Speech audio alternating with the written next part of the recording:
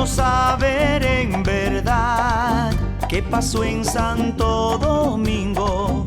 Quiero saber qué se hicieron los primeros pobladores, la esclavitud de los negros. Quiero saber las razones.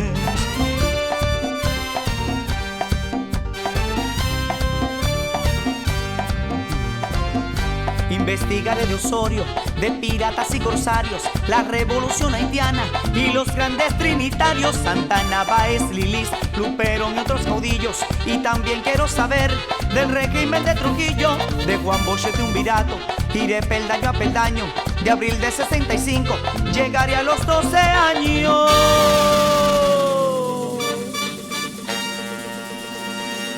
Y finalmente, señores, obviando muchas falacias, quiero saber quiénes fueron padres de la democracia.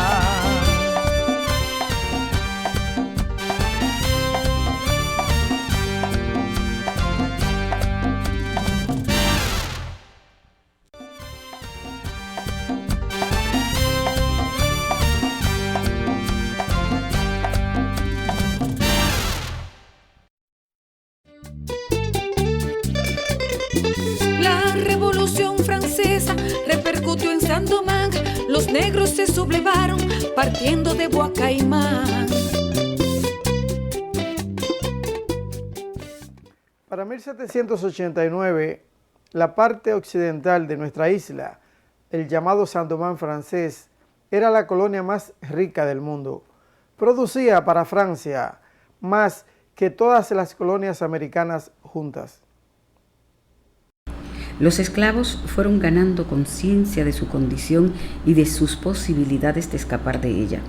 Poco a poco se fueron organizando hasta que finalmente el día 14 de agosto de 1791 estalló la revuelta en las plantaciones del norte de Saint-Domingue, que no se detendría en los próximos 10 años. Sobre esto, Hugo Tolentino.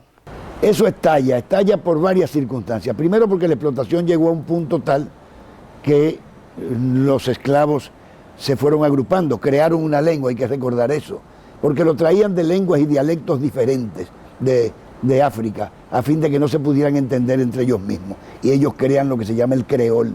A partir del momento de la unificación de una lengua y de determinadas tradiciones, pues ellos se sentían prácticamente unificados, los esclavos, en cuanto a ambiciones de libertad, etcétera. Eso coincide naturalmente, esas aspiraciones de los esclavos coinciden con la Revolución Francesa, quien le viene a dar de cierta manera una suerte de contexto ideológico, de justificación teórica para la revuelta de esclavos. Y se hace la revuelta de esclavos. La rebelión de los esclavos tuvo un carácter devastador, procediendo a incendiar y destruir propiedades de los esclavistas y a liquidar físicamente a muchos de ellos. Era un movimiento espontáneo que buscaba solamente destruir el viejo orden. En el occidente, en pocos días, la insurrección de los esclavos negros tomó proporciones sorprendentes, alcanzando un alto grado de crueldad, tanto por los negros como de los blancos. Ardieron las plantaciones de Puerto Princesa del Cabo, el negro matando al blanco, el blanco matando esclavos.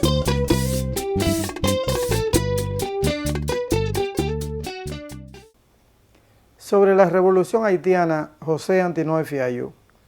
Entre 1791 y el año de 1804, que es el año de independencia de Haití, hay unos 13, 14 años en los cuales se desarrolla el proceso de la revolución haitiana. Inicialmente una revolución antiesclavista y según va avanzando es una revolución que va tratando de organizar una autonomía en la parte occidental de la isla, paso por paso, llega al régimen de Toussaint Louverture, que es un régimen donde se combina el poder que va surgiendo de los esclavos con la intención de que ese poder que viene surgiendo de los esclavos sea reconocido por Francia. Toussaint estableció un gobierno militar y de inmediato se propuso reorganizar la colonia, la cual empezó a gobernar a nombre de Francia. En el aspecto político, Toussaint promulgó en julio de 1801 una constitución, la primera que en la historia de América condenaba abiertamente la esclavitud y la desigualdad racial. En ella se decía que Saint-Domingue seguía siendo una colonia francesa, que la esclavitud quedaba eliminada y se declaró que todos los negros, mulatos y franceses nacidos en la colonia eran hombres libres. Francia termina no reconociendo el poder antiesclavista de Toussaint Louverture, se produce el derrocamiento de Toussaint Louverture. Napoleón decidió mandar una escuadra armada, los esclavos la enfrentaron y Francia fue derrotada. Los soldados franceses morían por millares bajo las balas y a causa de la fiebre amarilla. Y cuando Leclerc enfrentaba el fracaso militar y Toussaint ganaba la guerra, cometió el increíble error de entregar las armas, luego de negociar un acuerdo con Leclerc bajo la falsa promesa de que garantizaría la libertad de los esclavos y otras conquistas revolucionarias.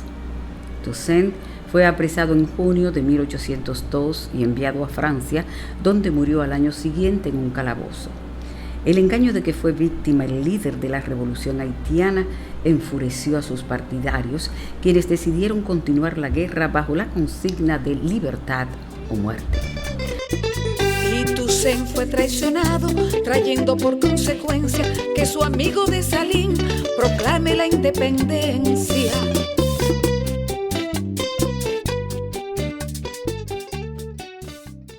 Emilio Cordero Michel. Esa revolución culminó el 1 de enero de 1804, cuando se proclamó al mundo el nacimiento del Estado libre e independiente que se llamó República de Haití. Ese día, las tropas revolucionarias comandadas por Dessalines se reunieron en Gonaives para anunciarles al mundo el nacimiento de la primera república que proclamó la libertad de los esclavos en la historia de América. Esa república se llamó Haití, que en la lengua taína significa tierra madre.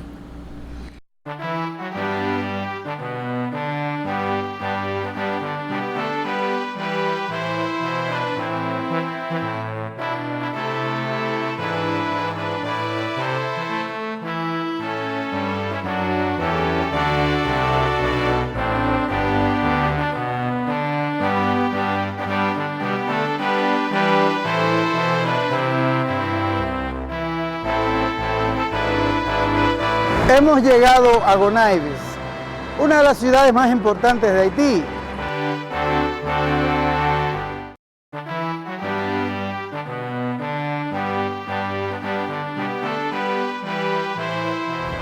Esta es la imagen de Jean-Jacques Dessalines, el padre de la independencia de Haití. Ahí a Jean-Jacques Dessalines.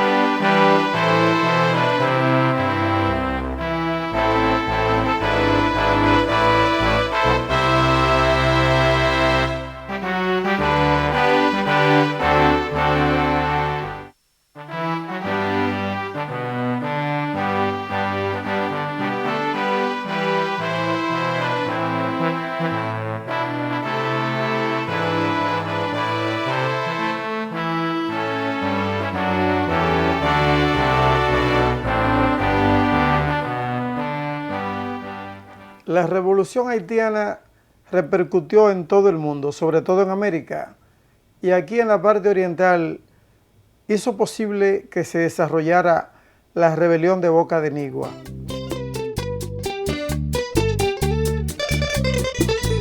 Imitando a sus hermanos de la parte occidental, negros de Boca de Nigua echaron la historia a andar.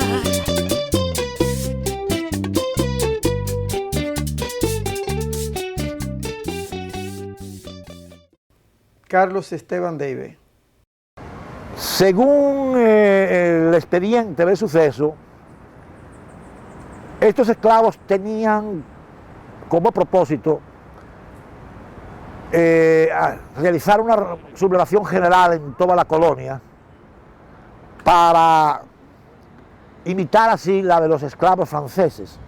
E incluso habían enviado varios emisarios a hablar con algunos de los líderes de los esclavos franceses que se habían rebelado para que los instruyeran, para que les dijeran cómo habían hecho para ellos poder hacer lo mismo, ¿verdad? Pero evidentemente fueron perseguidos la corona española o las autoridades españolas que todavía seguían gobernando la isla. Recuerden que la colonia siguió siendo gobernada por las autoridades españolas a pesar de la cesión hasta que Toussaint toma posesión de ella. Las autoridades españolas enviaron tropas a perseguir a estos esclavos, lograron matar a varios, otros los hirieron y a otros los capturaron. Entre los capturados estaba, al parecer, el jefe de los rebeldes, que era un esclavo llamado Sopo, de apellido Sopo, que fue ahorcado y después descuartizado en un juicio sumario público que se celebró por ahí cerca de lo que hoy es el malecón, frente a una multitud de hombres, de libertos, es decir, de morenos libertos y de esclavos que acudieron a presenciar la ejecución y que protestaban por ella, que clamaban por la libertad tanto de los detenidos y ejecutados como de los mismos esclavos que presenciaban el triste espectáculo. Supe que en boca del Igua los negros se sublevaron, buscando la independencia y su reina coronaron.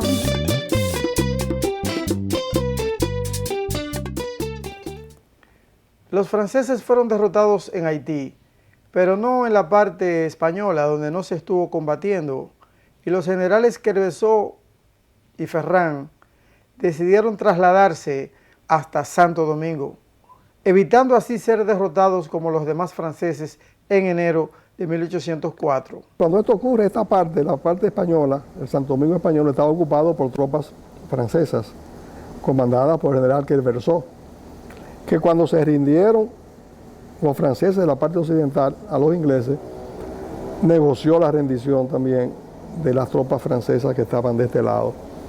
En la zona fronteriza había un militar, no de carrera, de infantería, sino un militar de administración, se llamaba Jean-Marie Ferrand, que dijo que no se rendía y no capituló.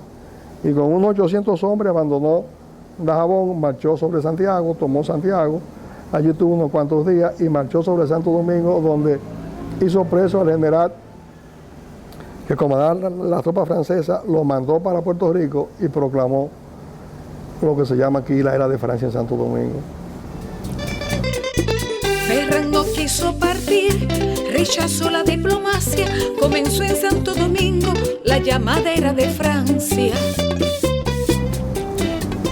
Él se autodesignó capitán general y gobernador e inició una política gubernamental muy parecida a la que mantuvo Francia en la parte occidental, o sea, importación de esclavos, fomento de la gran plantación azucarera, de cacao, de café, de índigo, de algodón, y sobre todo el apresamiento de haitianos a través de incursiones que hacían las tropas francesas para apresar niños y hombres jóvenes que traían aquí para esclavizarlos o para exportarlos como mercancía.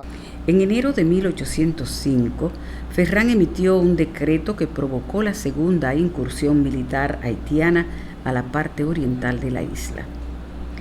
En el decreto se desconocía la existencia de la República de Haití, a la cual Ferrán declaraba la guerra y legalizaba el robo de niños en el territorio haitiano, que luego eran exportados y vendidos como esclavos.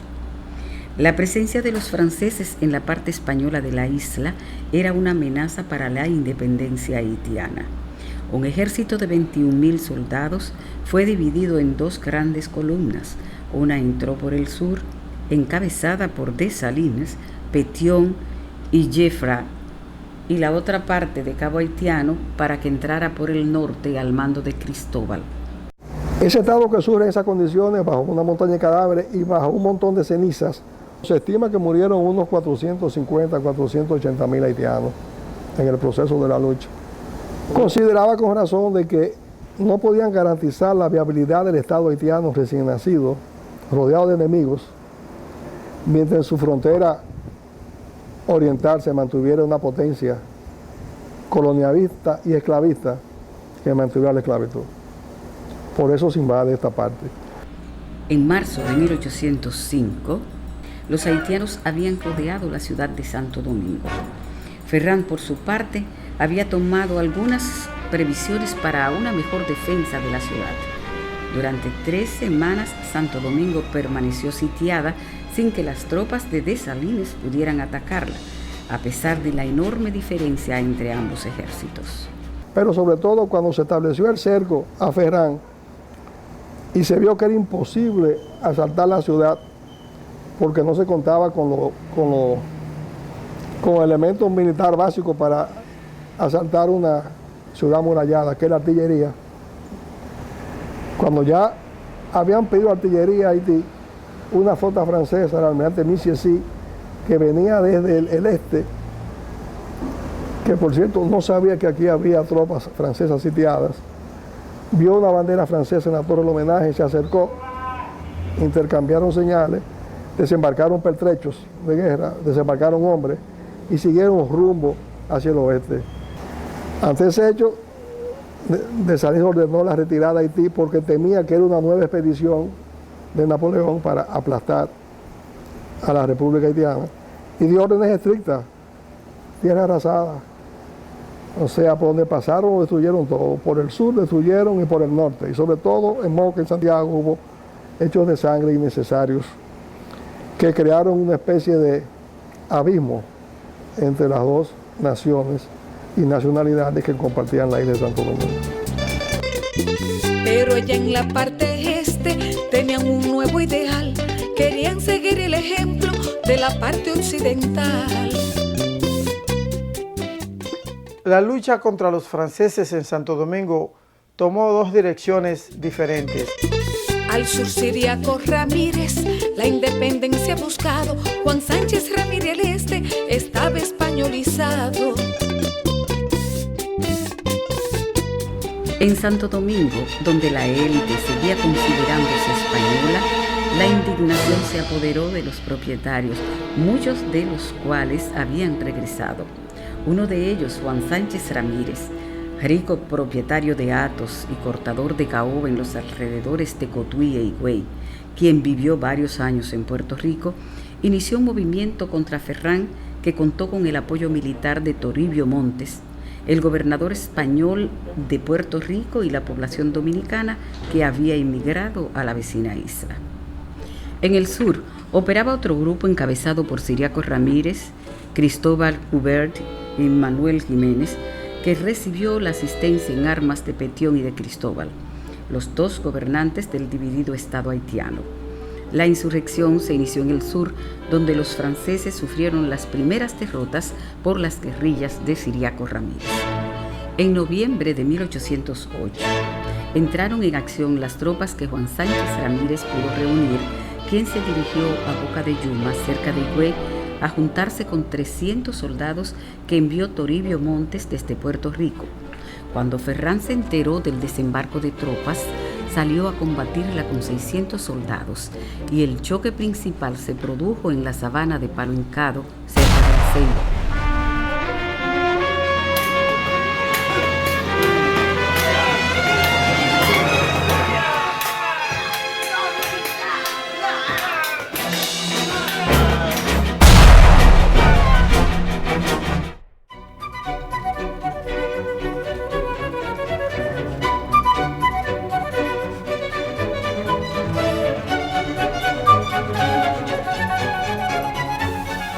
Este monumento a los héroes de la batalla de Palo Hincado está a apenas unos 5 kilómetros del Ceibo, que está a mi derecha.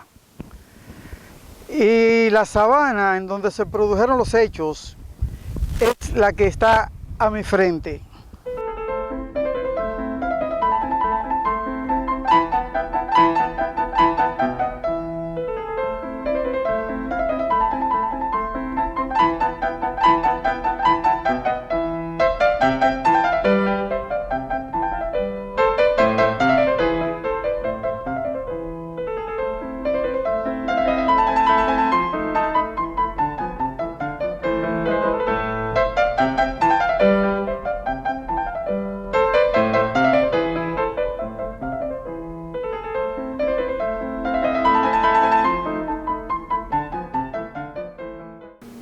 Las ideas en pro de la independencia circulaban por toda América y se hicieron sentir también aquí en el Santo Domingo Español a través de varios movimientos importantes. Ellos y sus consecuencias la veremos en el próximo capítulo.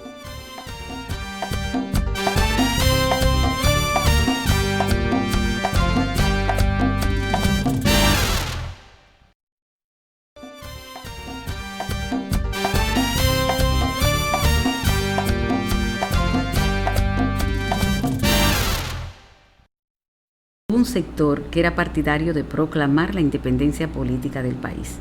Ese sector lo encabezaba Ciriaco Ramírez, perteneciente a una naciente clase media vinculada con la explotación forestal y comercial en el sur, pero que aún carecía de la fuerza suficiente para imponer su ideología liberal y nacionalista.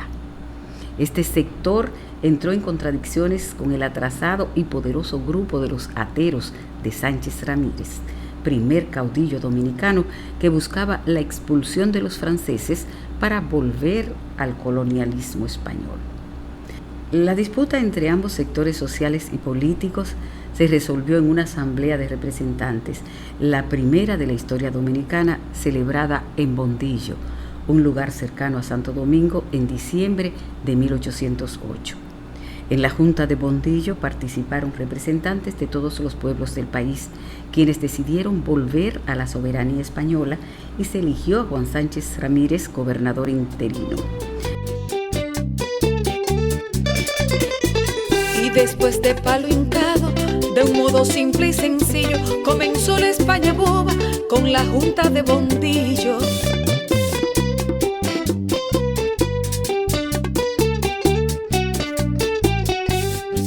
El período de la España boba se caracteriza por una profunda crisis económica, social y política, donde hubo un notable desarrollo de la conciencia nacional que se expresó en un conjunto de movimientos políticos que buscaban la libertad y la independencia de los dominicanos.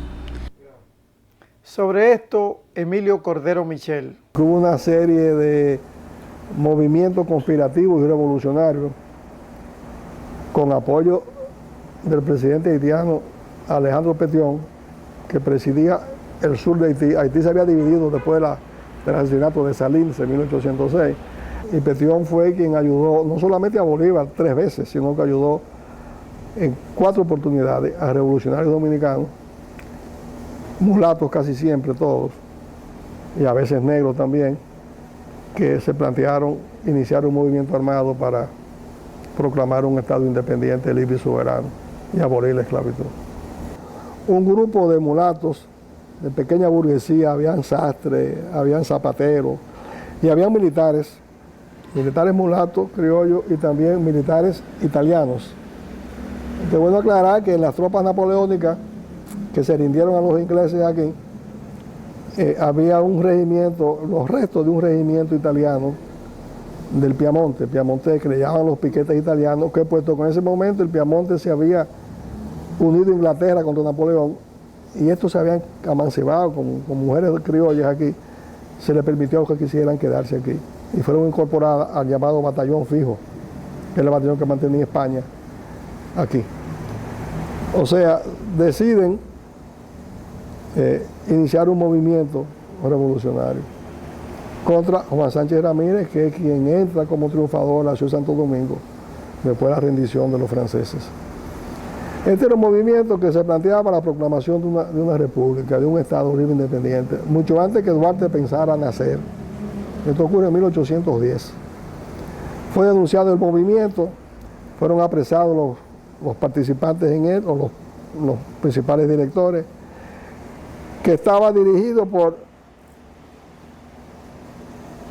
un gaditano, o sea, un español de Cádiz, Ciriaco Ramírez, que no tenía nada que ver con Juan Sánchez Ramírez, un criollo caraqueño de Venezuela, Cristóbal Huber, y un criollo nuestro,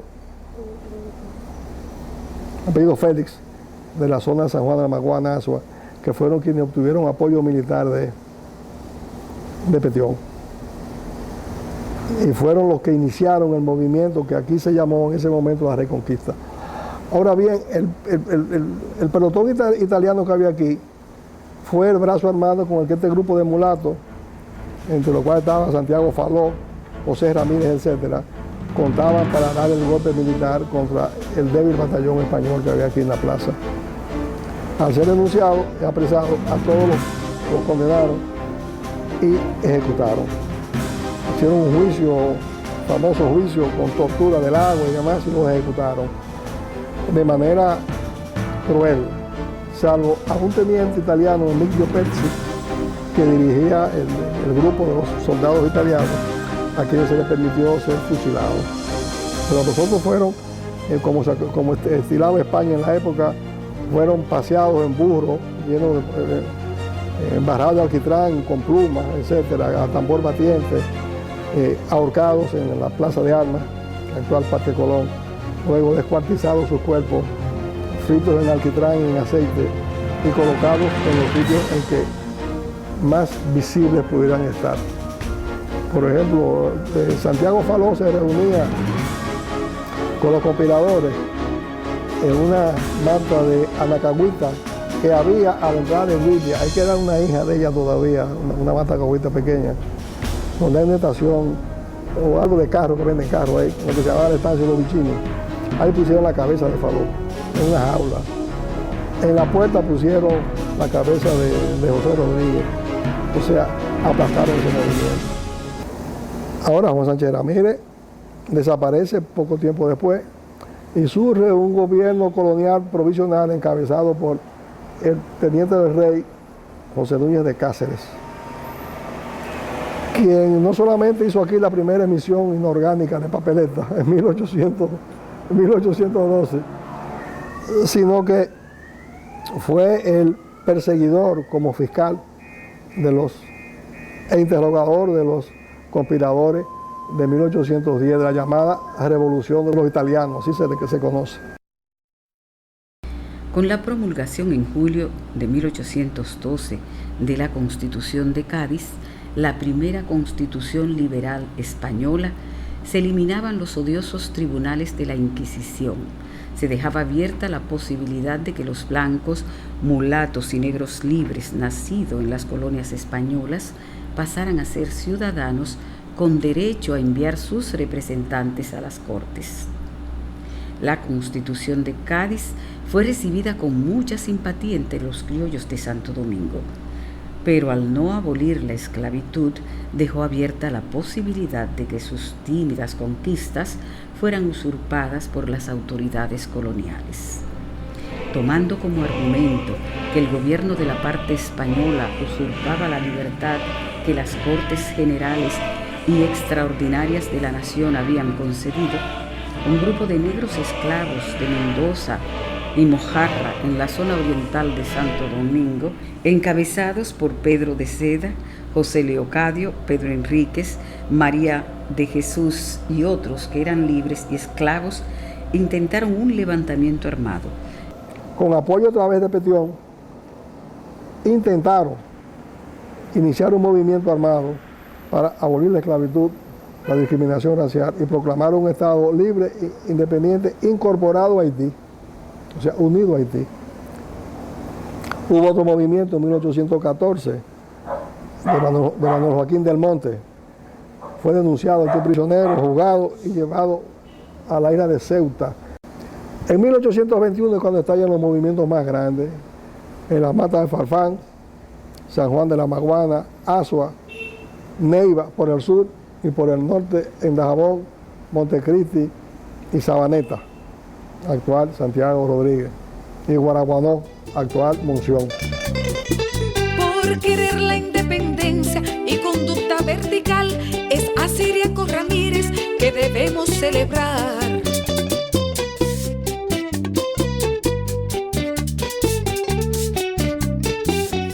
En medio de este ambiente de agitación social y política, surgieron dos bandos políticos en la parte dominicana. Uno que conspiraba contra el decadente régimen colonial, encabezado por José Núñez de Cáceres, para integrar el país a la Gran Colombia, en la Confederación de Países Suramericanos liberados por Simón Bolívar, pero manteniendo la esclavitud, y otro que propugnaba por liquidar el régimen español y unificar la isla bajo el mando de Boyer, el nuevo presidente haitiano. Sobre esto, el historiador Roberto Casá. Núñez de Cáceres era un liberal, desde luego no era un liberal demócrata, pero ya era un liberal y era un criollo independentista. De tal manera, aunque siguió siendo un funcionario español,